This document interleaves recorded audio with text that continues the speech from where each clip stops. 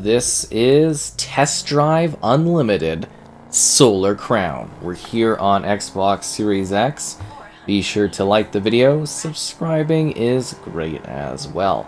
So this is the long-awaited return of, well, the Test Drive Unlimited series, which is something I remember from the 360 era, playing a couple entries, and I do know that this series definitely has a long legacy in terms of being something that is about the premium aspect of the cars, the details of the cars, and then some other little fun interactive social things as well, which was always interesting back in the day. But no, it really was about the technical things of the cars, like the windshield wipers being like turned on or off, and just the weird things you could kind of do in terms of like technical elements and the style of racing that was present in Test Drive. It was always really quite unique and distinct and fun, and something that had like this interactive element of social play that I always found to be really intriguing. And it's back after, I guess, 13 years since the Test Drive Unlimited 2 release from the 360. It's back. It takes place in an open world kind of hub area that aims to recreate one-to-one Hong Kong Island. So it's something that's never been featured in a racing game, I guess. And you get everything from narrow streets to major highways to mountain roads and beaches. Every drive will be a little bit different. And yeah, it's just got this dynamic element of like day racing, night racing, different environmental elements. It's got the full kind of fleshed out element of, well, the Test Drive series, with a little bit of a fun flair and style to it that is a little bit more, I guess you would say, modern. So you've got your driving sequences, but you've also got like this hotel place where you're able to go and like shop for different like clothes for your character or do other silly things. There might be some other little surprises here or there gameplay wise that aim to mix things up a bit for you as you go about and explore. It's like 16-player lobbies. And yeah, you're basically brought in to compete in this crown tournament, and you get to make your own little avatar character right off the bat, and then you dive in and you start racing and competing. It really doesn't take very long to just all of a sudden be, racing along and enjoying the matches and the competitiveness of it. And I thought that in itself is kind of intriguing and great to have. So you're probably wondering kind of how this runs, everything like that. So this is the performance mode, which is 1080p at 60 FPS. It does seem to have some performance issues here or there. I can't believe I kept getting knocked over like that. And then you can kind of at any time, well, you should do it during the open world, you could switch to the graphics mode, which is 1440p at 30 FPS. And this mode honestly doesn't really necessarily feel too great to play, and you kind of get like an almost like negligible amount of like actual resolution bump up. Like, I mean, that's a fair bit of like resolution. You go 1080 to 1440p. Like, it does make quite a difference in terms of like clarity and sharpness and the vibrancy of the world. Like, that is a fair bit of P, but the sacrifice for frame rate in a racing game, I would kind of be after something a little bit higher resolution, I would say, just to kind of make up for that difference there. I absolutely deserve that loss for A, driving sideways like a weirdo, and then B, switching the performance mode halfway through. That was pretty dumb of me. I just gotta put that out there. And there is HDR support as well, so that's something that's present here.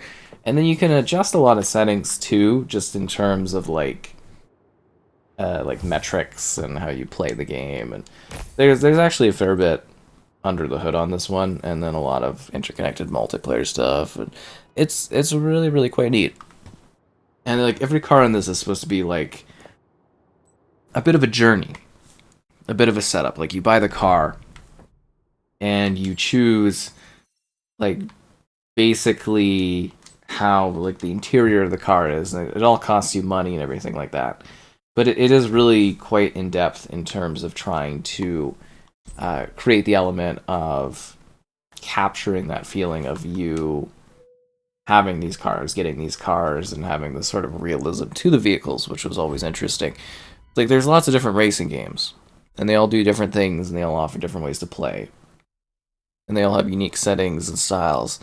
But what was cool about Test Drive was sort of the, again, social interactions, but also the element of essentially like a little bit of a focus on the fine-tuning and the detail of said cars and how you interact with things. So they kind of... Then again, it was a long time since the last Test Drive came out. Like a very, very long time. So some elements of my memory are probably fuzzy too, but they sort of brought it back with a little bit of a... The UI is sort of sharp and clean, and it reminds me really heavily of like Blur. If you remember Blur from back in the day too. At least that's a little fresher in my mind for some reason, but yeah, it's just kind of very vibrant and colorful, and the streets that you're racing on are very, unique and distinct, and then you get all these different setups for how you compete. And why am I struggling so much with this particular race? It's the performance level. I don't know, it's just kind of neat to have this sort of brought back in a new way. I will say also, like, it is modernized in terms of visuals, but I do find also that, like, the character models could have been a little sort of more impressive. They're, like, pretty wooden. I don't know if that's kind of like a developer sort of choice there. Oh, come on, I'm hitting the trees and I lost all my speed, and yeah, now I'm going to last place, so that's great. So, that's... Why do I keep driving into the trees and the bushes? What am I doing to myself? This is just crazy. Absolutely crazy. But yeah, no, that aspect of it feels a little awkward. Like, it's great that you get the customization and stuff like that, but it was sort of like... Yeah, I do wish the character models, especially the ones you, like, talk to, had a bit more kind of realism and motion to them. It looks a little bit weird. And then again, like, these two performance modes, I feel like they maybe could have got a little bit more out of them from that kind of perspective. As I said, it's kind of fun. It's nice to see this return, and it's a very different type of racing game, but just sort of the standards too for these ones have kind of changed. And yeah, I am curious if that's going to make this maybe look a little less impressive to players. And especially, like, I did notice, like, when you're kind of moving through streets and stuff, like, that's a bit of a, like, slight texture loading thing on the frame rate mode. I'm gonna have to leave this thing and play around with the performance settings, aren't I? Yeah. Maybe do a different race. This is emotionally breaking me down. Shopping in Wen Chai is killing me. I don't care about my bad reputation. I'm gonna leave this race, yes. Show you off more of the open world. Because I'm trying to give you a feel for everything like that and what this game has to offer. But, like, it looks cleaner and sharper with the 1440p mode, but, like, you really... Again, for like a racing game, you need that 60 FPS, otherwise it's just weird. Brightness settings, everything like that. But yeah, display, the world, camera level, FOV, if you want to change that for your avatar. Because, like, you can, there's situations where you're going about exploring and interacting with people, and then you've got, like, clans that you can join, and car setups, and that, like, influences your battles and your competitions, and there's the Solar Crown racing, and then you get, like, this pretty large map right here. Like, it's got a lot of different sections and sectors and things you can do and explore. And you kind of, as you progress, you get access to these, spaces and stuff like that. It changes things up a bit. And then you can change the camera angles, and it just gets, like, really, really murky. Like, 1080p isn't, like, it's not kind of terrible, but it's pretty low res, right? I know some games are a little bit more technically demanding, and this game does have, like, pretty large, dense streets, which I think is kind of a big thing. But I can't help but feel like some of it feels a little bit aged, just because it is... Like, it's impressive in terms of scale, but also, like, it feels like the environment is a bit kind of visually simplistic. Is this underneath? No, it's right here. Okay. They do have a lot of cars, they do have a lot of options, different race setups and different scenarios and whatnot. And it's neat. Oh, they claim it reinvents the open world, massively multiplayer racing game genre. the car is meticulously detailed, and then they do hit the cars well, but like they look super jaggedy. Like everything in the environment looks really jaggedy around the edges of 1080p.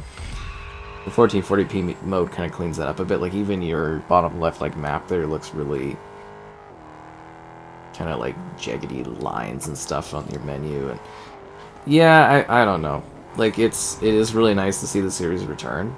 It's been a very, very long time, and I guess the gameplay elements of it kind of make up for the fun, but well, you know, may have fun, and they make it a fun experience, and they make up for elements of like a little bit less visual presentation kind of wowing, but I think there is a certain level of sort of expectations for racing games nowadays, especially from a visual standpoint and just like a performance standpoint, and I think there's a lot more of a technical demand than necessarily what we're seeing out of this specific entry in the series.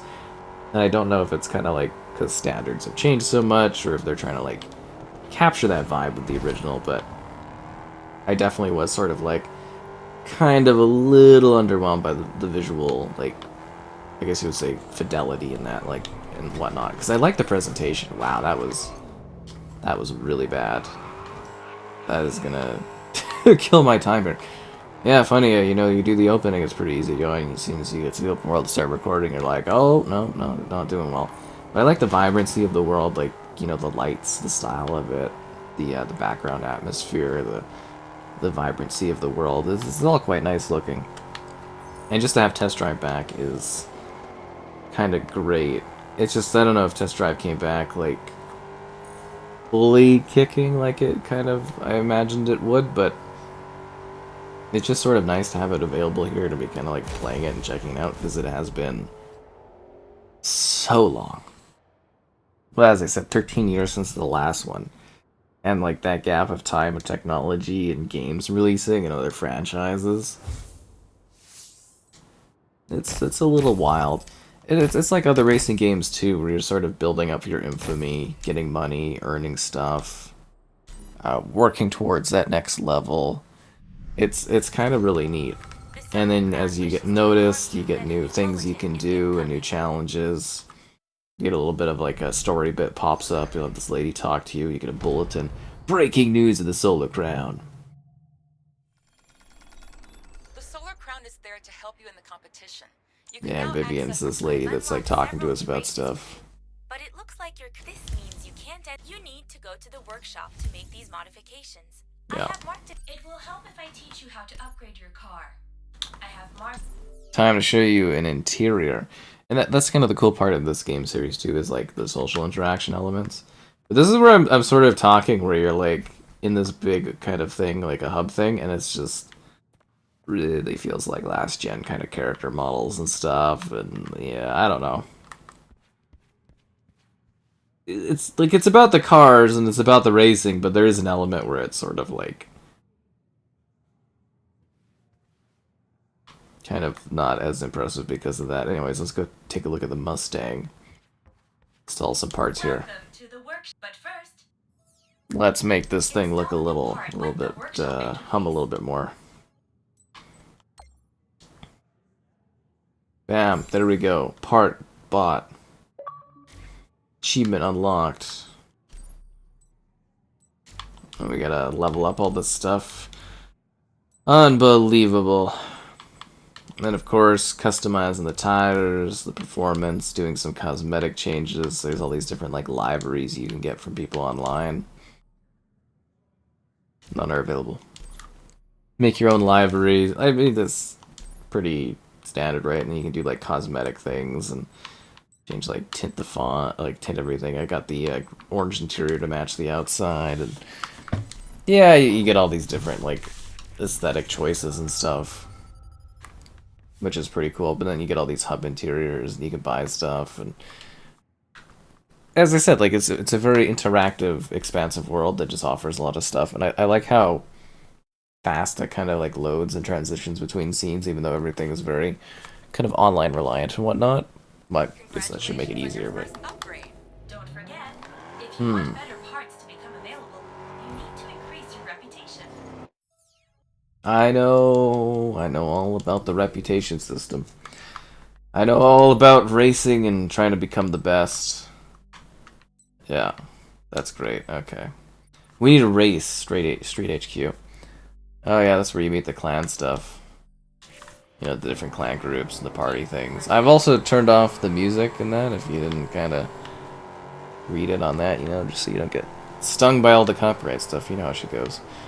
But yeah, you can really kind of personalize it and explore the city and take it in however you want. And it definitely seems like there's a great amount of content and depth and scale to this one. And yeah, it's kind of neat. It was a little tighter of a showcase to try to present this because there was like a bit of a save wipe ahead of time or ahead of the launch and server stuff and you know how the servers go and all that. But when you dive in, you play this. If you're jumping into it and wanting a different type of racing game, you know the series kind of presents that sort of thing kind of well. And it is very different because it's not in the sense of like it's about the cars first and foremost, but there is more to it, like the culture of it, the atmosphere of it, kind of being a person, not just like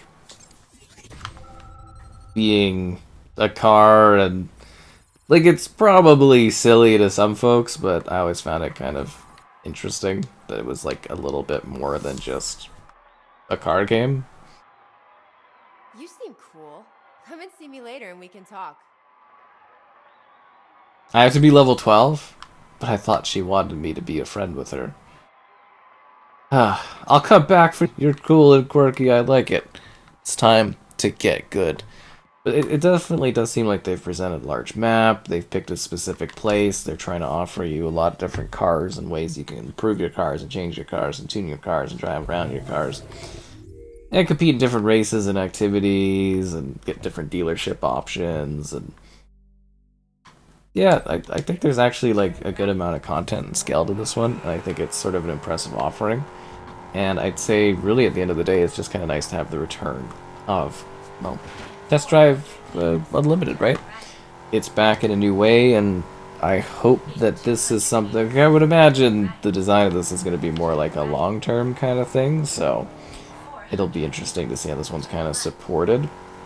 But I am hoping this kind of kickstarts this franchise again, because I always found this to be a rather intriguing racing game franchise. Definitely something a little bit different. At least from the memory, again, like it has been a very, very long time. And it's not like the series has really been readily made available, right? Like it sort of has just vanished over the years. Kind of stopped doing them, and it's interesting to like essentially resurrect a franchise, you know, after almost a decade and a half. I guess at that point most people just forget about it, don't know what it is, but there's some interesting scenes and interesting designs, and the styling, the approach of Test Drive has always been kind of fascinating, especially when it got to that point of like those online connected interactive elements. I always thought that was kind of fun. So it's a new racing option at this point for people that have been playing steady amounts of racing games. If you're coming back to it, I think it's got a lot of the fun little trademark things that you used to love, but kind of set up for the modern era. It doesn't necessarily like blow me away from like technical standpoints, but you know, it gets the job done. It's got a frame rate mode, it's got a a decent resolution mode, and it looks okay, albeit I was expecting something a little bit more technically wowing, because that's just kind of the expectations for car games these days. But I think overall I'm kind of happy that this is present and again available, and something I want to hopefully try to sink my teeth into as much as possible going forward, just so that there's the series is something I can have fun with and kind of play and do racing and grow up my character and all that, assuming time and everything is available for this one, because I really did want to get more and more time put into this, and time constraints are that of life and whatnot, but I kind of hope I gave you a good presentation. Oh no, no, no. Oh, I absolutely blew that. This is why we rewind time. Anyways, it kind of sucks because I totally thrown out of the race, but that's life when you mess up, right? You gotta get back out there and try to catch up, or you gotta restart and try not to make the same mistake that you made the previous time. And I guess the test drive, once again, is pretty unlimited, and hopefully you dive in and take a look at it if it intrigues you.